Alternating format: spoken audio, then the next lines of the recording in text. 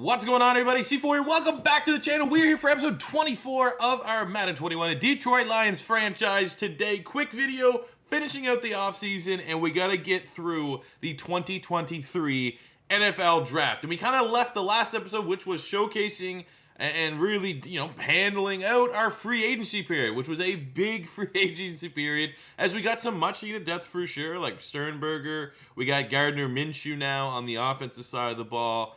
But ultimately, we spent money on the defense. That's where our issues have been arising. So we were able to sign Chauncey Gardner-Johnson, brand new 87 overall star to have strong safety. With that, we're able to kick in Ronnie Harrison, the middle linebacker, who's currently an 83 overall, with the confidence boost.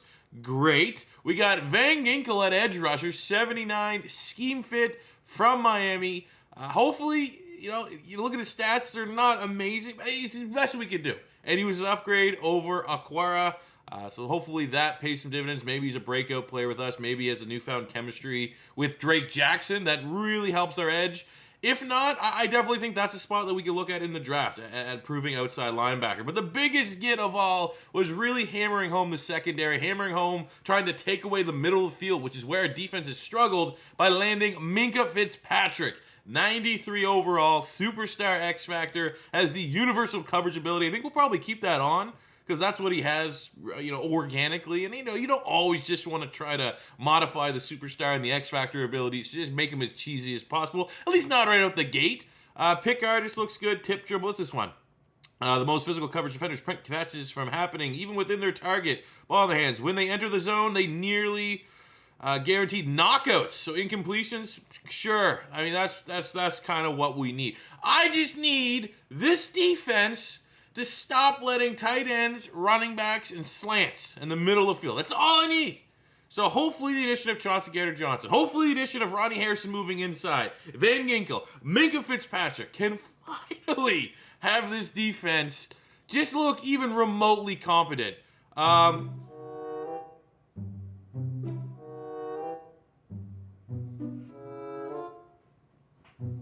What?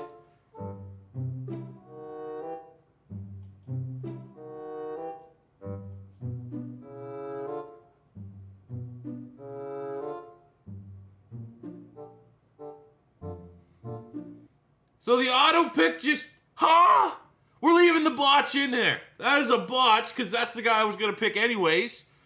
Wait, at what point? I already know there's probably someone screaming, like right out the room of this video, that C4, the time's going, while you're going on this big, long rant and ramble. Okay, well, point being, acting like that didn't just happen, I thought that our best player available was going to be Nolan Smith. We get edge rush, of course, no depth. I'm going to be honest with you. These draft classes are kind of meh, kind of meh. Like, they're not my draft classes. But this is the player that we got. Nolan Smith, 72, outside linebacker, speed rusher archetype. The normal dev trait, statistically, 90 speed, 95 acceleration, 88 pursuit, 80 strength. A lot of generic look. These stats are just kind of outrageous. But that's what we got. Nolan Smith in the first round. Again, I kind of, to tie everything back up, and let's get into this draft. I kind of left the last video being like, give me your mock drafts. Give me what your first because we have 2 first-round picks. We pick again at 31. Let's just get right to that. And I was trying to get people to just, okay, let's pause it. I was trying to get people just to kind of like lead me in a direction, and there was not one consensus. Everyone kind of had a different degree. It did seem like in agreement with me that Nolan Smith, hold A to reorder. This is just not great right now. But Nolan Smith was probably the best guy that we could go out and grab. So I'm fine with that.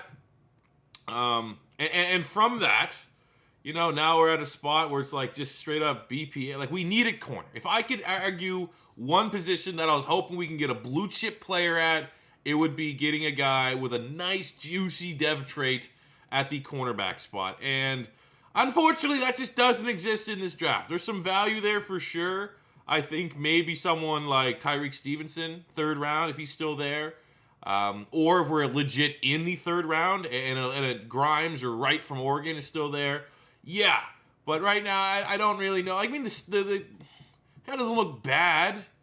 he just doesn't look anything spectacular. And I think right now, where we are gearing up for a super run, we straight up just got to go BPA. We straight up got to get the best players possible to add to our squad. And we got what we think at least was the best linebacker there, even though the depth trait was incredibly underwhelming for Nolan Smith from Georgia. And then we also had two really good-looking running backs here. We have Robinson from Texas, A carry, A break tackle, A- trucking. Fits the power back that we're kind of missing, even though he's an elusive back for some reason. But we got someone like Zach Evans here. He's had some off-the-field issues, but he has early first-round talent. And I feel like... Whew, we go BPA, right? You got to trust the talent there. Let's grab Zach Evans, number 9 in true value, 76, hidden dev trait running back, is going to come in, hopefully be an immediate upgrade over Matt Breida, who's already was solid. But now with the commitment to go running back in the first round, to have two elite running backs between DeAndre Swift and now Zach Evans, we definitely need to up that ratio to get, you know, Zach Evans on the field, or whoever running back's going to actually be there, but it's probably going to be Zach Evans. Get him on the field before DeAndre Swift's there, like, you know, sucking for wind or anything like that. So Zach Evans here, we got... What? We got 95 speed, 97 acceleration, 98 agility, 98 change of direction. What is... Again... You know, I don't want to just rip on the draft classes. Like, this is a created draft class, and player, if you got rid of the real names, guys like these skill sets could actually exist, right? Could actually exist. And Zach Evans here just looks generally like an upgrade in almost every way over Matt Breida for RB2, so I'll take that. All right, end of the second round. Two players that are catching my eye. We got right here, who is an early third-round talent, which is, again, right at the cusp. We're picking 31 in the second round. Or, you know, I'm kind of looking at name value, and there's a legit shot that Marvin Mims is like a top 10 wide receiver as a sophomore in real life this year for Oklahoma. We just don't need a wide receiver. You know, if we're going for player name, player value, it's probably Mims, but I think for our defense, more so, I'm looking for a corner with a dev trait. Like, if Wright's only, you know, 68, but we got that hidden dev trait, at this point, that's kind of what we're shooting for. So I'm going to draft Miguel Wright from Oregon. Ooh, there's no dev trait. 69 normal, number 73 in true value, getting him at 63 is a scheme fit. 93 speed, 96 acceleration, 93 agility. Jumping's not great for a sub 6 foot tall corner. 70 man, 64 zone. So at least according to this, a lot better athlete than he is technician. But so far, those are 3 picks that we've made for the Detroit Lions and 3 picks that we've got damn near S-tier athletes at those positions. Third round, B.J. Ojulari's still here. Aziz's brother from LSU. We already had him on our short list, so might as well just take him. BPA, 69, normal dev, number 63 in true value, getting that at 95. Some nice edge rush depth for the Lions linebacking core. Solid athlete, 84 speed, 86 acceleration. Pursuit's fine. Everything else, definitely a work in progress.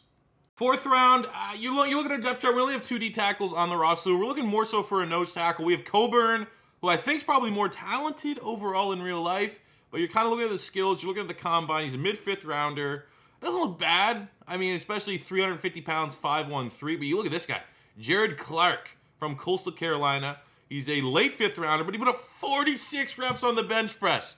So the fact that we're getting guys with like 98 speed, that seems like a 99 strength type player. And at this point, why not, right? So Jared Clark, 66 overall with a normal dev, 152 in true value, 127. He is a scheme fit. What's that strength looking like? It's a perfect 99.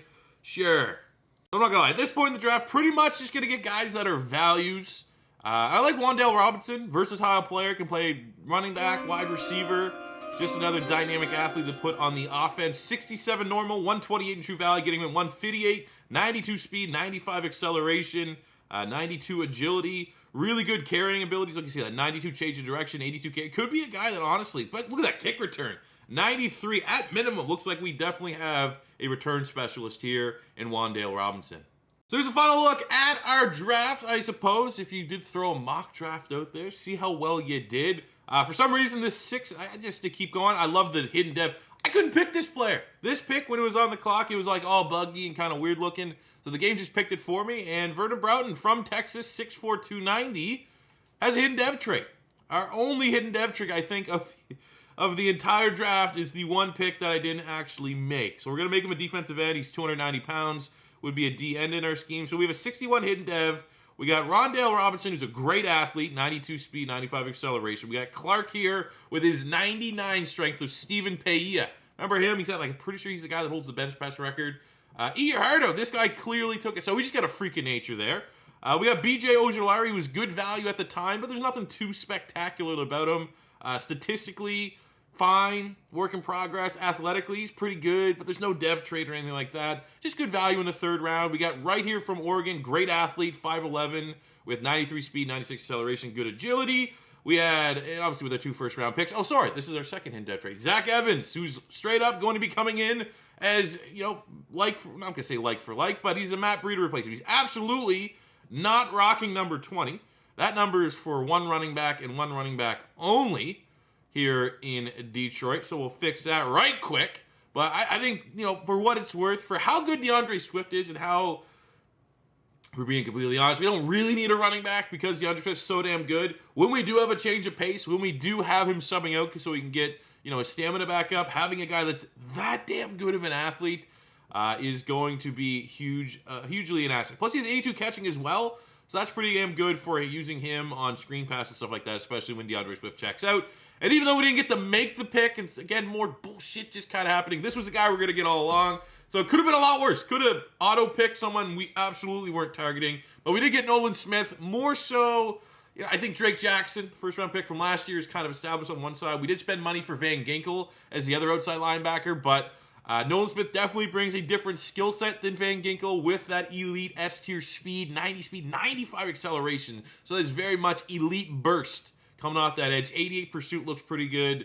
The strength is solid. Would really like one of, if not both, of some form of power move, block shed, or finesse move and block shed to start going up there a bit. Obviously, his coverage ability, not great either, but very much an S-tier athlete. And, you know, a lot of good depth, especially if one of those guys beat Drake Jackson, who did miss some time as a rookie with an injury. Don't know if there's an injury problem there. You know, something looming. He's going to be an injury-prone type player. But we now have some much needed and exciting depth at outside linebacker. So not a bad draft. At this point, let's kind of look around, at least within the division, I suppose. Let's just see who went first overall. Let's look at the first 10 picks. So Paris Johnson, 77 tackle, went first overall. Brew McCoy to the Eagles, 79. We had Will Anderson from Bama, the edge rusher. DJ Ugulale. I'll get it right eventually, because he's probably the best, like, as an Eagle fan, just to interject right now, as an Eagle fan, this is probably the guy that I want more than anybody to be the Eagles quarterback of the future. So I got some time, though, to get the name right. Eli Ricks, 77 corner. We have Brian Brees from Clemson, 78. Gervin Dexter from Florida, 75. Let's just see who the highest overall player is. It's Kendall Milton, the running back from Georgia, 81. What? Okay. Again, not my draft classes, and looking at this, gee, Zach Evans looks pretty damn overpowered. I think when you're looking at, like, the burners, look at that ability right there. He is the best athlete in this draft, and I will absolutely take that. So I want to look now, just lastly, at the division. What did the division do? What are we dealing with? So the Chicago Bears got Raheem Jarrett from Maryland in the first round, 73 with that hidden dev trait, so that's a nice playmaker for them. The draft, not bad. No real mulligans by any means. Their worst pick was Dulcich, who was the most productive tight end in the Pac-12 last season. But that's not a bad draft. But, yeah, okay. They got themselves a wide receiver. Right? Raheem Jarrett, looking at their roster, probably wide receiver 3. But they got that dev trait, so they got that going for them. Also within the division, the Green Bay Packers. They got Alfred Collins, D-tackle from Texas, hidden dev. Okay. More of a defensive end in their scheme unless they've changed. They got Harvey, the outside linebacker from Miami. He is just normal dev. They got Marcus Hooker, which is the brother of the Colts, former Colts, still currently a free agent. Sermon, quarterback. All right, not a bad draft. Again, you know, hidden dev trait for sure. And then finishing up with the Minnesota Vikings within the division. Okay, better draft. Here, looking at Minnesota. They got, well, obviously no real misses or anything like that, but their top 2 picks in the second round, they got Dominic Blaylock, former 5-star recruit from Georgia. He is a 71 overall, just normal dev, but great athlete, 93 speed, 95 acceleration. Pairs well, Justin Jefferson, long term there for a great 1-2 punch for Minnesota. And they got Jaden Daniels from Arizona State, 74 hidden dev quarterback. I like him. He's probably out of all my quarterbacks, like he could potentially declare next season. Anytime I watch Arizona State play, I'm not saying he has the liveliest arm, he's the most accurate, he's the most mobile, but he's really good at like everything. And anytime I watch him play, especially, and usually when I'm watching Arizona State, I'm not watching Arizona State against, you know, some of their cupcake opponents. I'm watching Arizona State against some of the bigger teams in the Pac-12. Like, Daniels is a gamer. He keeps Arizona State in pretty much every game that I'm watching, even if they're like overmatched or anything like that. So I am a fan, and that is a very interesting quarterback, especially because we already know they moved on from Kirk Cousins, and apparently they're probably not satisfied with Kellen Mond to make this selection of Jaden Daniels, but potentially another exciting young quarterback. My question, going up from this draft, I was kind of surprised. I thought Green Bay, with Aaron Rodgers retiring, could have gone after a quarterback, but I suppose with Jordan Love there, you make that commitment. They get Sermon, who's a Washington transfer to Central Michigan, but they're going to be going Jordan Love at quarterback, and that is, you know, say what you want about Jordan Love, but at least from the standpoint of Madden and what a quarterback means to a team. Going from Rodgers, who's probably, 93, 94 superstar X Factor, to a 70 overall quarterback, that is day and night for the Green Bay Packers offense, who obviously we played in the NFC Championship game. So looking at the rest of the teams in the division, I'm seeing some not great quarterback, hell of a QB room there for Minnesota. Jaden Daniels, Kellen Mond,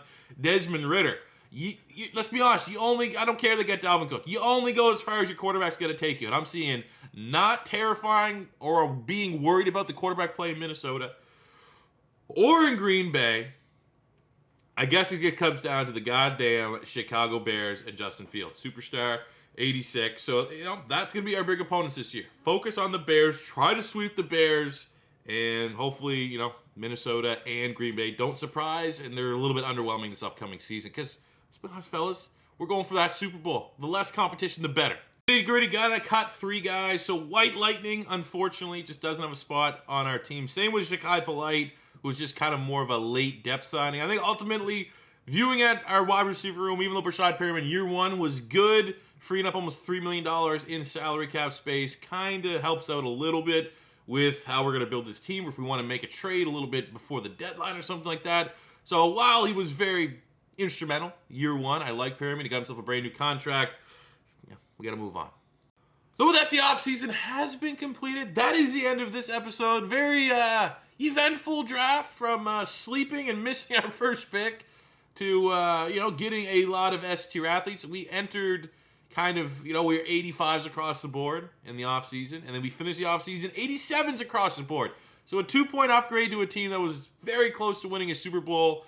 And I think, I'm not going to say, I don't think it's fair to say that I think I would have won if it wasn't on All Madden, but definitely this Detroit Lions team is gearing up for a big-time run. I don't know when the next episode is going to be. We have a nice 2 games there. Home game against the Minnesota Vikings. Get the division let's set the tone within the division. We know their quarterback situation's not ideal. Then we have Seattle week 2. But I have to send away this file here to get the 17th game schedule all modified in. I don't know exactly when that's going to come back to me so I can start recording the season. But hopefully it won't be too long. And, by the weekend, we will have a new episode getting into year 3 of our Madden 21 Detroit Lions franchise. But that will do it for me here today, guys. Hope you enjoyed. Hope the draft was, you got some guys. Hopefully you're like a TCU fan. You love Zach Evans, or big fan of Nolan Smith or something like. I don't know. But hopefully you got something out of the draft. As always, your first time stopping by, don't be afraid to hit that subscribe button. Smash the like button if you enjoyed. And until next time, it's C4 saying peace